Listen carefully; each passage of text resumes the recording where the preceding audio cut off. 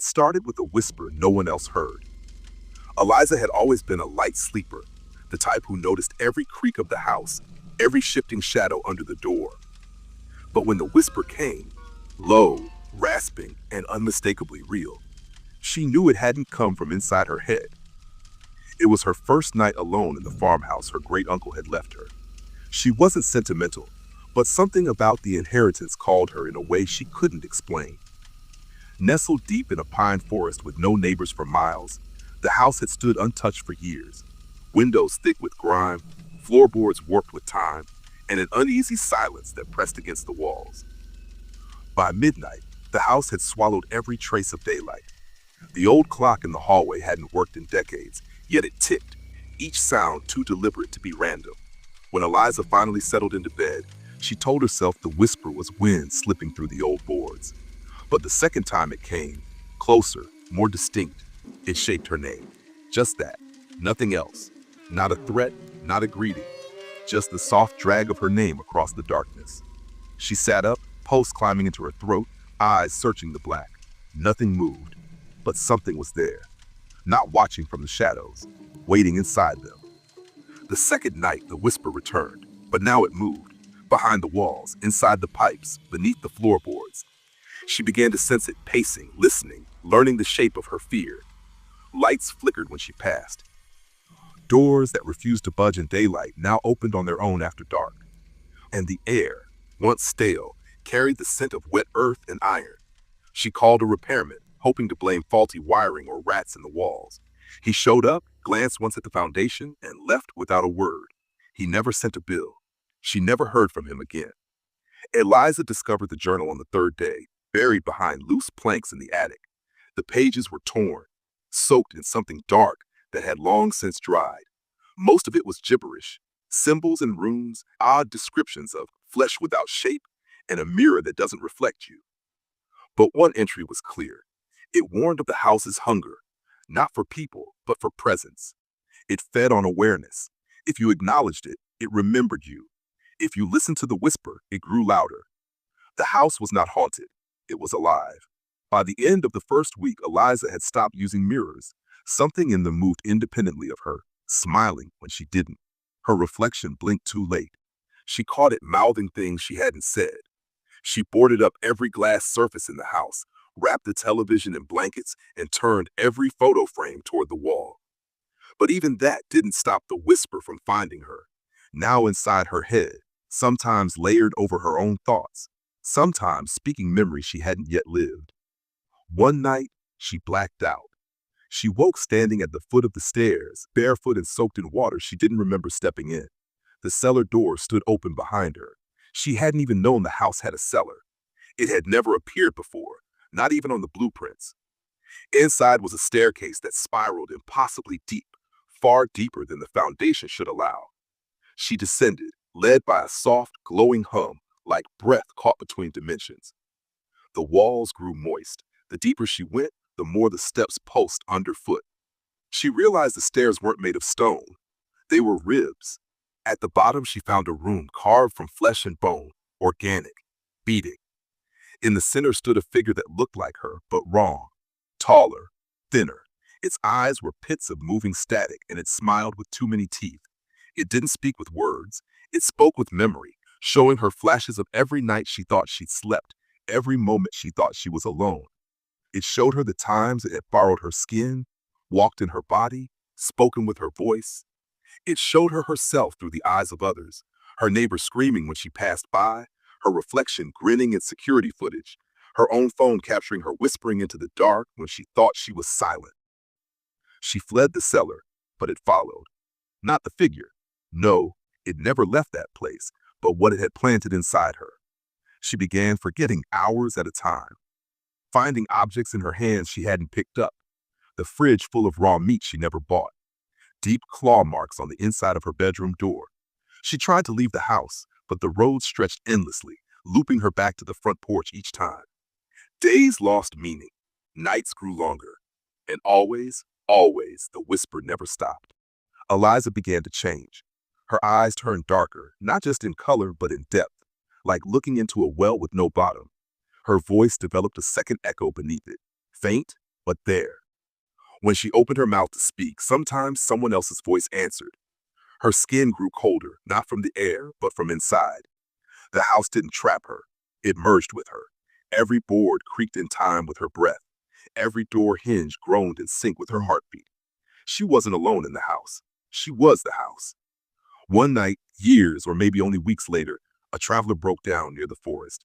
He spotted the faint silhouette of the farmhouse and approached it, hoping for help. The porch light flickered on before he touched the steps. The door creaked open by itself. A soft, welcoming voice called out from inside. Come in. You look tired. He hesitated, but something about the voice soothed him. Familiar, warm. He stepped inside, and the door shut behind him. Eliza stood at the far end of the hallway, her smile perfectly human. Almost. Behind her, the shadows shifted unnaturally, rising like tendrils from beneath the floor. The traveler blinked, suddenly cold, and the house whispered his name. No one ever saw him again, and somewhere far beneath the boards, the heartbeat grew stronger. The house had fed, and Eliza slept, peacefully now, dreaming your name. They told her the old barn was cursed, but Emma didn't believe in curses. Not really. She believed in forgotten stories, in local legends twisted by time. She believed in the power of suggestion, in fear passed from one mouth to another until it grew teeth. So when she inherited her uncle's farmhouse and the sagging barn beside it, she moved in without hesitation. It was quiet land, surrounded by fields that rolled toward the horizon like waves, perfect for starting over. She left the city behind and embraced the silence. But the silence never stayed quiet for long. The first night, the hallway light outside her bedroom flickered. Once, then again. She thought nothing of it. Old wiring, probably. The house had stood since the 1940s. Her uncle had lived alone and hadn't cared much for upkeep. Still, it gave her a strange feeling, like someone had brushed her shoulder in the dark. The next day, she checked the bulb and found it loose in its socket. She screwed it in tightly and thought that was the end of it. But that night, the kitchen light blinked. Twice. She stood at the edge of the hallway, staring into the dark kitchen as the bulb pulsed softly like a dying star. Then it stopped. By the third night, every light in the house blinked at least once, some in sequence, others randomly. She began keeping count. 7 blinks in the living room, 2 in the bathroom, 13 in the hallway, and always at night. The daytime was peaceful, even beautiful. Birds called from the trees, wind rustled through tall grass, and the sun cast a warm glow over everything. But when night fell, the lights began to communicate in some language she didn't understand. She asked around town, casually at first. Did they know anything about the property? The barn? Her uncle? People grew quiet when she brought it up. Some shifted uncomfortably. Others avoided her entirely. One elderly woman leaned in close and whispered, "He kept the lights on for a reason." Emma asked what that meant, but the woman only shook her head and said, "You'll see." Curiosity turned to unease. She avoided the barn entirely. It stood like a rotting carcass behind the house, its roof caved inward, while its doors sealed shut with rusted chains. Vines crept over its surface like veins. Her uncle had nailed boards across the windows, not haphazardly, but with precise care, almost ritualistic. She stared at it often from her window, wondering why he had gone to such lengths. One afternoon, she found a small switch panel near the back porch, tucked behind some overgrowth. When she flipped it, a series of floodlights mounted on the barn's exterior came to life, washing the old wood in harsh white light. That night, the lights in the house didn't blink at all.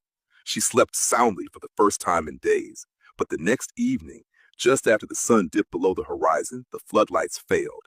One by one, they sputtered and died, bathing the barn in darkness once more. As if on cue, the hallway light blinked. She began researching. Old newspapers, library microfiche, anything she could find.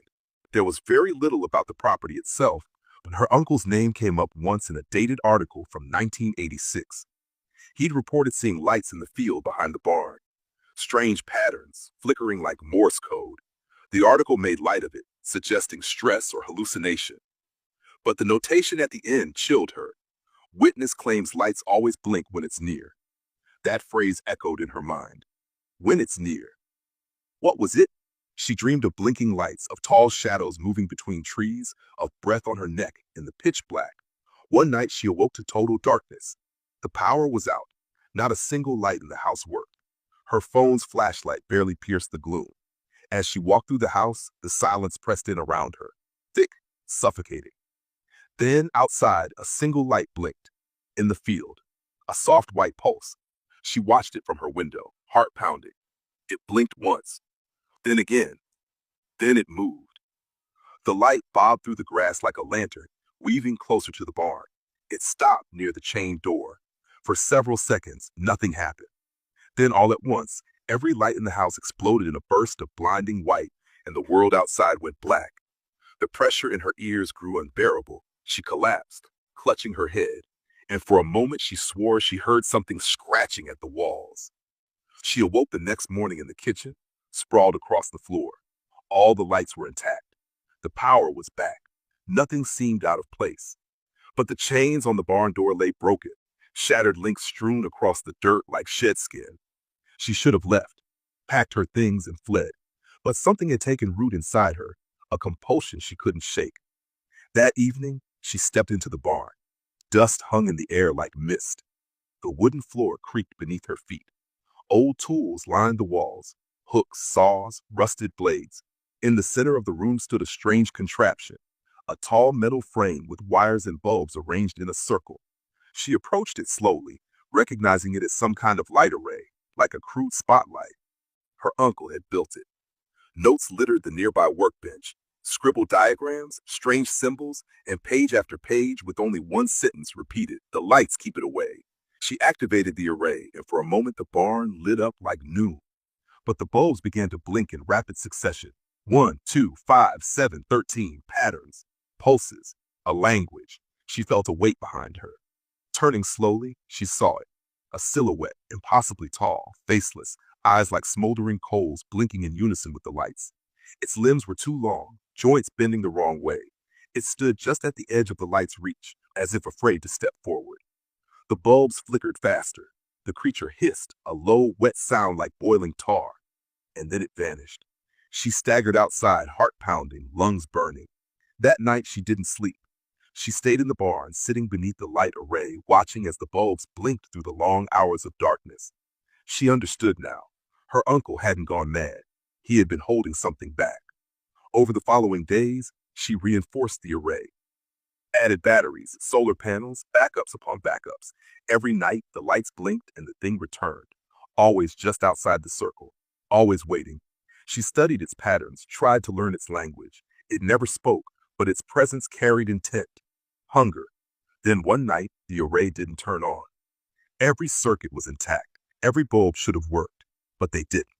The creature stepped into the barn. She ran, locked herself inside the house. All the lights began to blink, not in warning, but in greeting. It was inside now. She heard its limbs scraping along the ceiling, its breath whispering through vents. She tried to leave, but the doors wouldn't open. Every bulb in the house lit up at once, casting her shadow on every wall. And then they blinked. One by one, the lights extinguished. She was never found. The house was left empty, the barn sealed once more. Locals say the lights still blink sometimes, just before a storm or when the fog rolls in too thick. They say you can see a figure in the upper window of the farmhouse, pacing, watching, waiting. And if the lights blink more than 3 times in a row, you should never go inside, because the lights blink when it's near. It started with a box of old tapes. A friend of mine, Daniel, found them in his attic, dust-covered, stacked neatly in a metal case that smelled of mildew and time. He didn't remember putting them there. They were labeled in black marker with cryptic titles, "Run, Don't Look, Missing." A dozen tapes, all marked with warnings rather than names. I shouldn't have agreed to watch them with him. I should have left them buried in the past where they belonged. The attic itself had been undisturbed for years, layered in dust, filled with forgotten things. But the tapes, those weren't forgotten. They were waiting. The air around them felt wrong, stale, thick with something unseen. As we carried the box downstairs, Daniel hesitated, his fingers tightening on the handle. "I don't remember putting these here," he muttered again, and something in his voice, some edge of unease, made my skin crawl. The first tape was shaky, filmed on an old camcorder. The footage was of a man, Daniel's brother Ethan, pacing in a dimly lit apartment, mumbling to himself. He kept glancing over his shoulder, flinching at shadows that weren't there. His breath was uneven, his hands twitching. "It sees me," he whispered. "It knows." The camera jolted suddenly, as if Ethan had dropped it, and the screen cut to static. When the image returned, he was standing in the same room, but something was different. The walls were wrong, stretched, distorted, like the angles didn't add up. Ethan turned toward the camera, his face slack, his mouth moving without sound. Then the screen cut to black. Daniel exhaled sharply. I hadn't realized I was holding my breath. We both knew Ethan had disappeared years ago, vanished without a trace. But here he was, captured in flickering frames, unraveling in real time before our eyes. Daniel and I exchanged uneasy glances. His brother had disappeared years ago, leaving behind only questions. No clues, no farewells, just gone. We put in the next tape. The timestamp suggested it was filmed 2 days after the first. Ethan was outside in the woods. The sky was dark, the trees swaying though there was no wind. The camera zoomed in on a figure standing between the trees, a tall, thin shape, barely more than a silhouette. It didn't move, didn't breathe, just stood there. Ethan's voice on the tape was barely a whisper. "I can't stop it. I close my eyes and it's closer. I run and it's waiting." The camera trembled as he turned, running through the underbrush, his breath ragged. The footage ended abruptly, replaced again by static. The next frame showed Ethan in his apartment once more, but he wasn't alone. A shape loomed in the background just outside the camera's focus. Something without features, without details, a presence that should not have been there. It didn't move, didn't make a sound, but the air around it seemed to warp, distorting the film.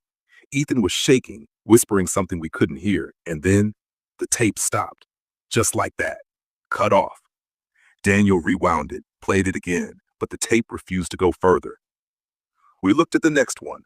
The timestamps were inconsistent now. Days missing, gaps between recordings. Whatever was happening, it was escalating. Each tape unraveled a deeper nightmare. Ethan was slipping. His voice grew more frantic, his movements more erratic. At times, he seemed unaware of the camera, as if caught in moments he never meant to record. He stopped sleeping. He stopped eating.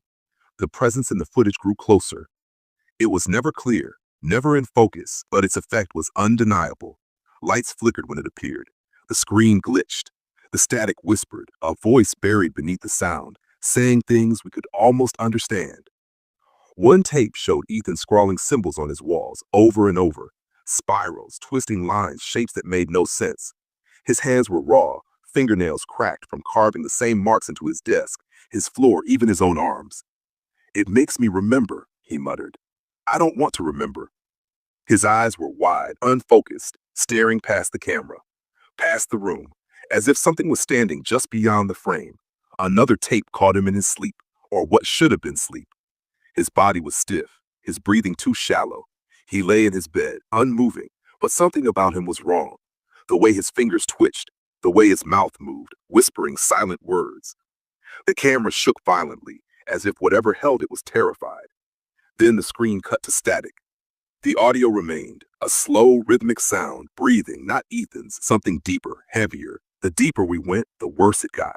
One tape had no picture, only sound. Ethan's voice, distant, distorted. "It knows I'm watching. It's watching back."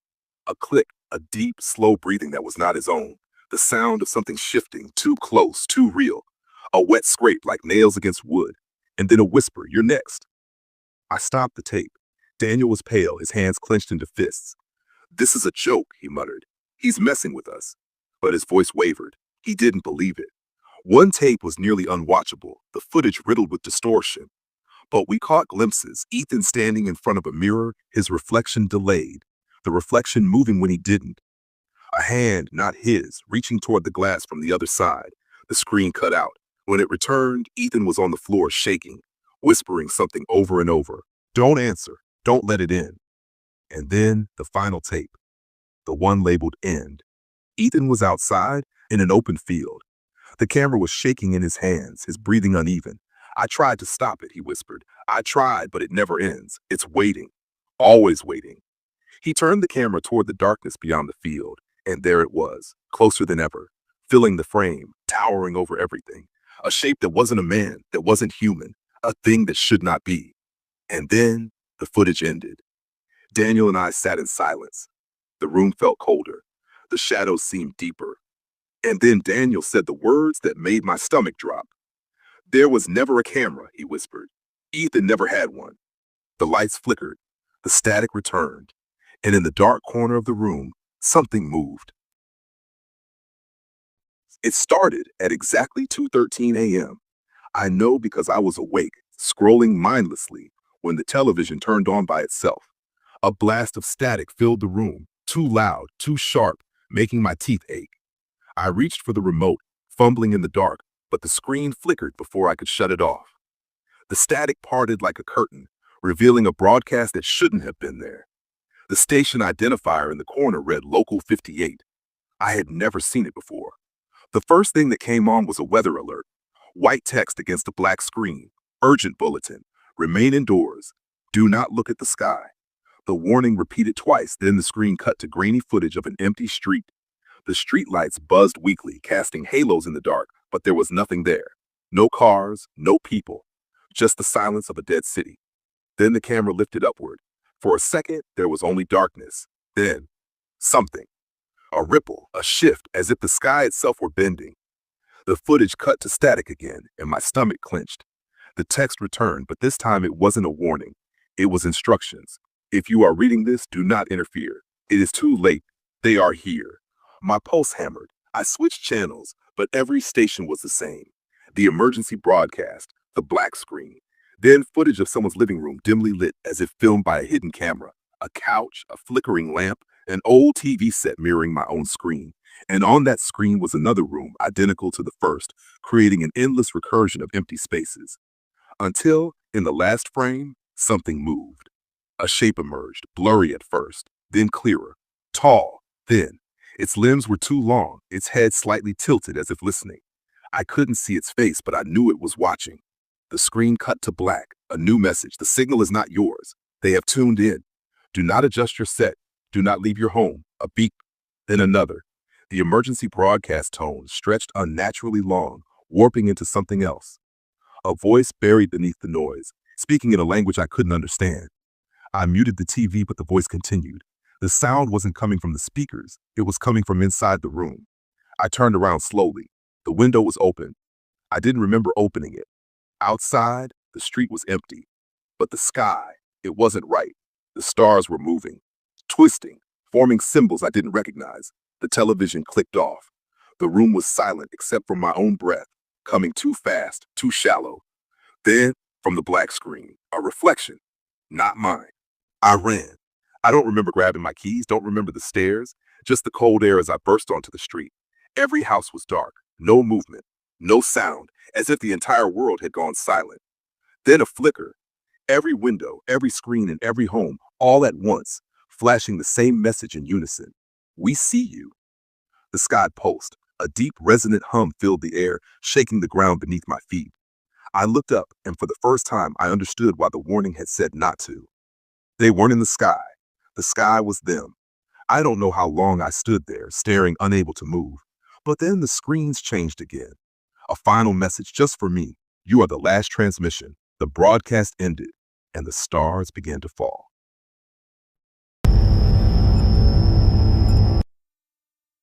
The first time I heard the knocking beneath the floorboards, I thought it was the pipes. Or maybe rats. The house was old, inherited, barely maintained. Its bones sagged with time, and every night brought a new sound. But this was different. This knocking had rhythm, intent, like something was counting. I followed it, barefoot across cold wood, down the creaking stairs, past sagging wallpaper that peeled like shedding skin. The basement door was cracked open, just enough for the air to bleed up. A stale, earthy breath that didn't belong to anything alive.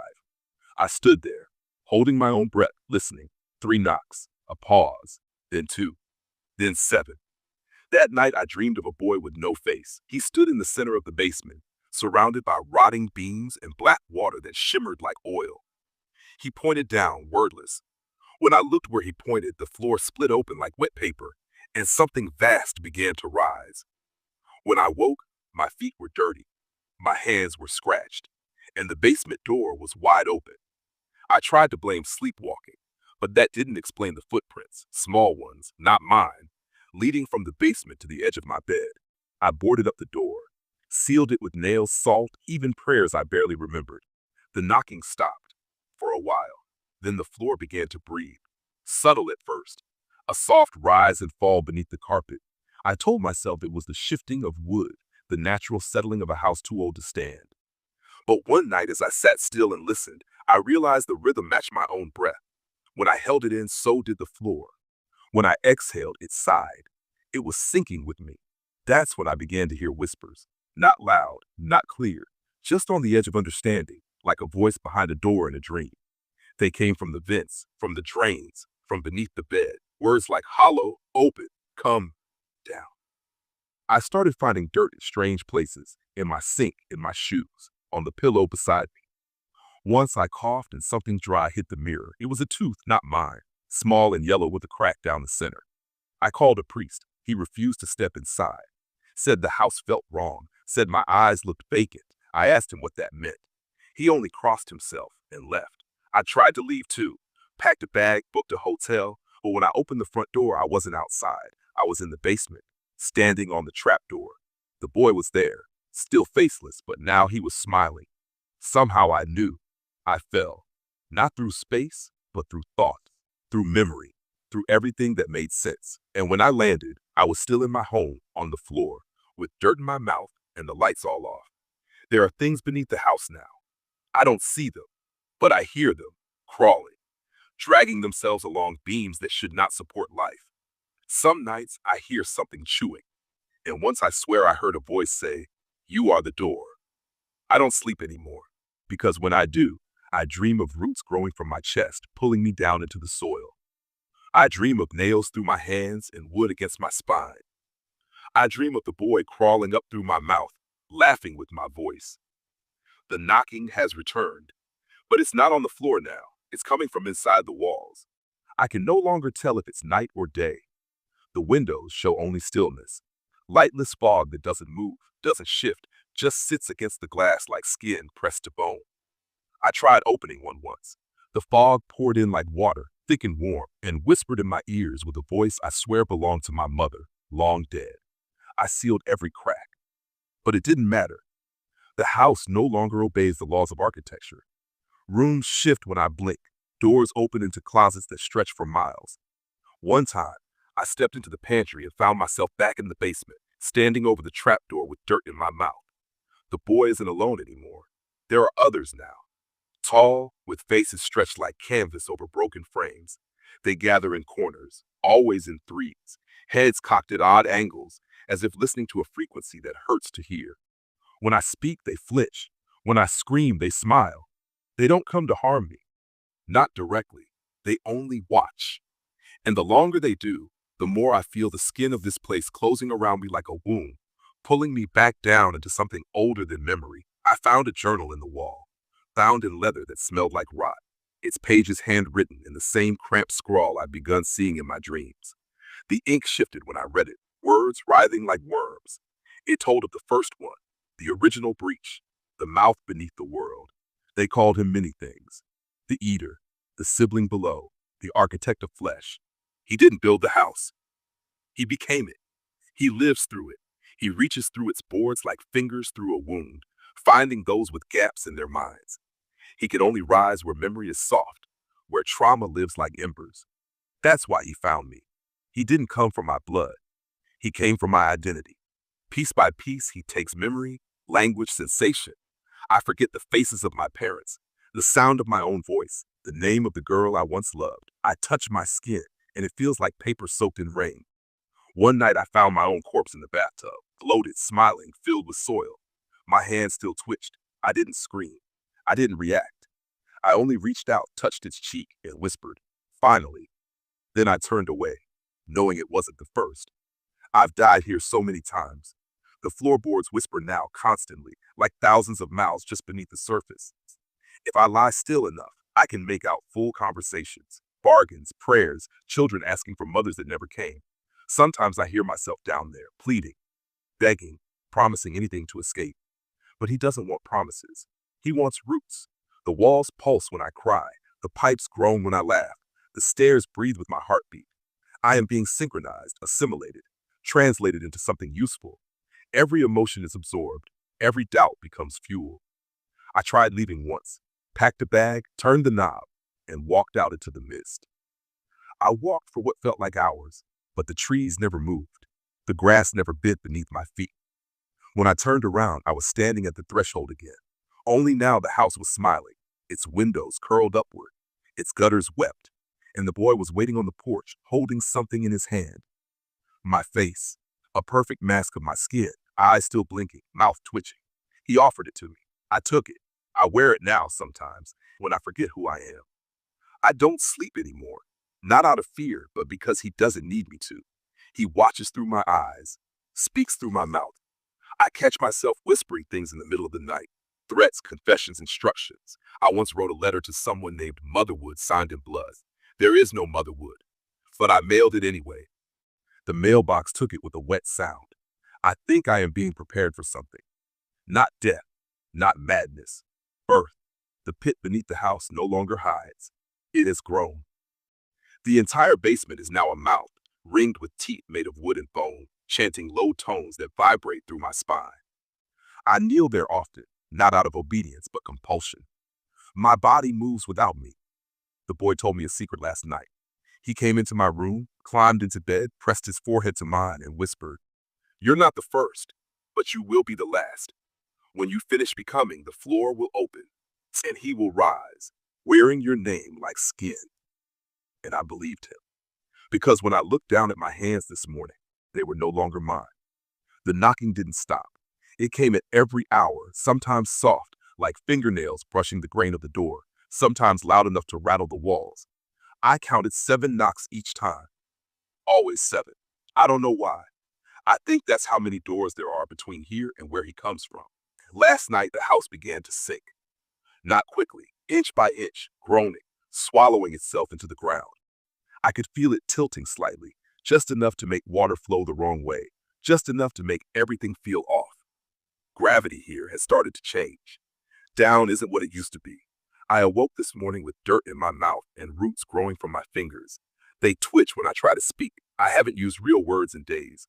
I hum now, long, low sounds that echo through the hallways and make the mirrors sweat. The boy hums with me. So does the pit. The pit is no longer a place. It's a doorway, and it's open. When I look down, I no longer see earth. I see faces, thousands of them, pressed together in a twisting, pulsing wall of memory and suffering. They look up at me, not in agony, but in welcome. They mouth my name with reverence, though I no longer know what that name is. The face that rises from the pit isn't the boy's. It isn't mine. It's older than either, shaped like all the things we forget before we're born. It's made of places we never return to in dreams.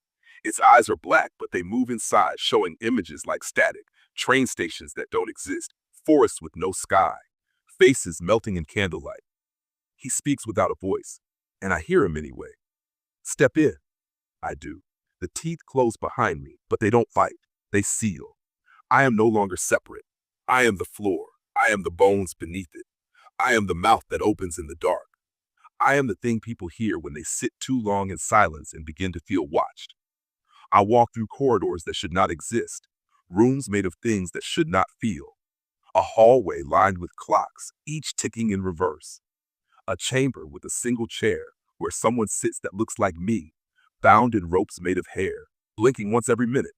I sit across from him for what could be days. We do not speak. We do not move. We only exist in mirrored agony. And then I rise and he stays. I leave myself behind. I walk on.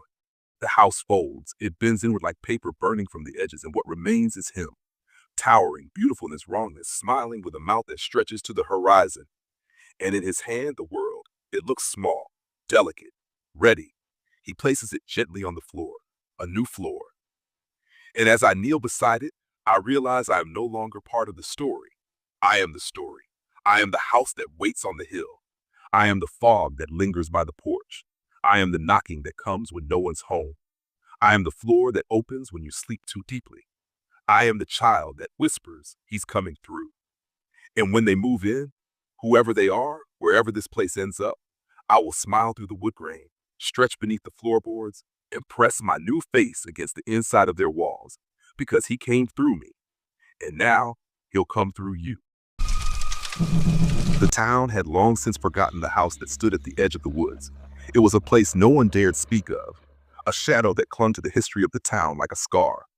Generations had passed, and the house, weathered and ancient, continued to loom over the land. Its stone walls, now covered in creeping ivy, were cracked, and its windows were black voids that seemed to stare at the world with an insatiable hunger.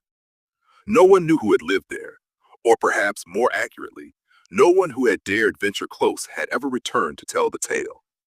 The house was a legend in itself, whispered about in the darkest corners of the tavern, spoken of only when the wind howled through the streets. It was said to drink blood, to consume the very life force of those who ventured too close. But for Emma, the legends only fueled her curiosity. She had heard the stories all her life, heard the warnings given to children who strayed too far from home, but something inside her yearned to know more. The truth called to her louder than the warnings, louder than her fear. Emma stood in front of the house as dusk fell, her heart pounding in her chest, a cold breeze tugging at her jacket. She had read about the house, heard every version of the story, but none of them truly explained the pull she felt, the way the house seemed to whisper her name. It was as though the house itself knew she was coming, waiting for her. She had come alone. Many before her had attempted to discover its secrets, only to disappear without a trace. She felt that same trepidation settle into her bones, but her resolve was firm. She wasn't like the others. She would uncover the truth whether the house wanted her to or not. The gate creaked as she pushed it open, the rusted iron groaning in protest. The cold, stale air wrapped around her, and the scent of decay filled her nose. It was as if the house itself was exhaling, a living creature with an insatiable breath, pulling her into its grasp. She stepped cautiously onto the property, the ground beneath her feet uneven, covered with thick moss that seemed to swallow her every step. She didn't look back. There was no turning back now.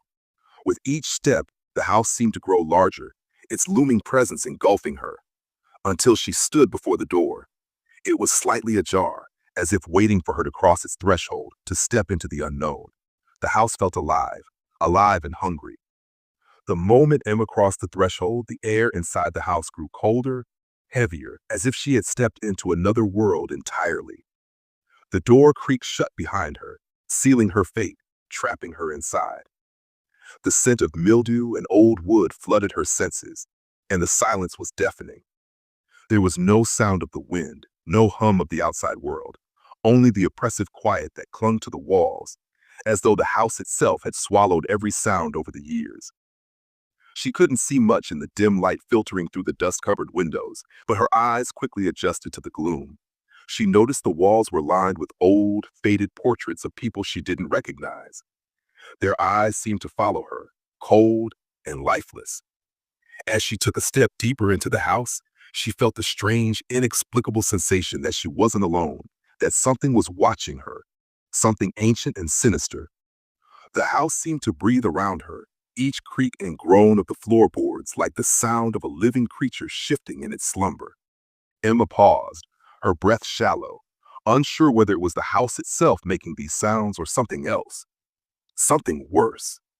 But she pressed forward, drawn by the need to understand, to uncover what had brought this place to life in the first place. What secret did it keep buried beneath its decaying walls? Up ahead, she noticed a staircase leading to the second floor. It seemed almost inviting, though Emma couldn't explain why. She felt an intense compulsion to climb it, to move deeper into the heart of the house. The stairs were made of old wood, groaning under her weight with every step, the sound echoing through the empty halls like a warning.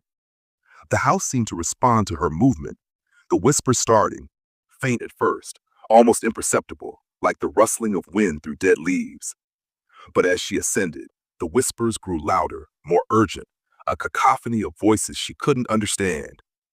Her heart hammered in her chest as the sound seemed to grow closer, as though the voices were circling her, suffocating her. Emma's steps faltered as she reached the top of the stairs, the air growing thicker, heavier with every breath. Her feet were leaden, as if the house itself were trying to pull her back, to keep her trapped in its grasp. And then from the darkness ahead, a cold, hollow laugh echoed, sending a jolt of terror through her body. She froze, her breath catching in her throat, but the laughter was gone as quickly as it had come, leaving only the silence in its wake. Emma's skin crawled as she tried to make sense of what she had heard, but there was no time for answers. Something was waiting for her. She could feel it, lurking in the shadows, its presence just beyond her sight. She pushed the door open slowly, the faintest creak signaling her entry into the next room. The air was thick with dust, the room heavy with the weight of forgotten years. She could see the outline of old furniture, shrouded in sheets, the remnants of a past long lost to time. But in the far corner of the room, something was different. The air seemed colder there, and the shadows seemed deeper, as though they were waiting, watching her every move. Her eyes scanned the room, landing on a dark shape in the corner. It was a figure, hunched and twisted, its features hidden in the darkness. Emma's breath hitched, and her body tensed, but she couldn't look away. It was as if the figure was calling to her, its presence pulling her toward it. As she stepped closer, the figure remained still, its form barely visible in the dim light. But the closer she got, the more she felt the weight of its gaze. Its eyes, burning with an unnatural hunger, locked onto her. The air around her grew thick with the scent of iron, a sharp, metallic tang that made her stomach turn.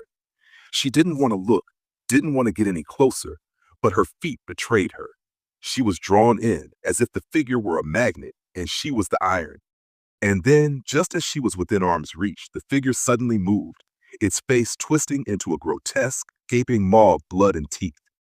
The room exploded with an overwhelming sense of terror, and Emma stumbled back, her heart racing as the house seemed to shift around her, as if alive, hungry for her fear. The door slammed shut behind her, trapping her in the dark.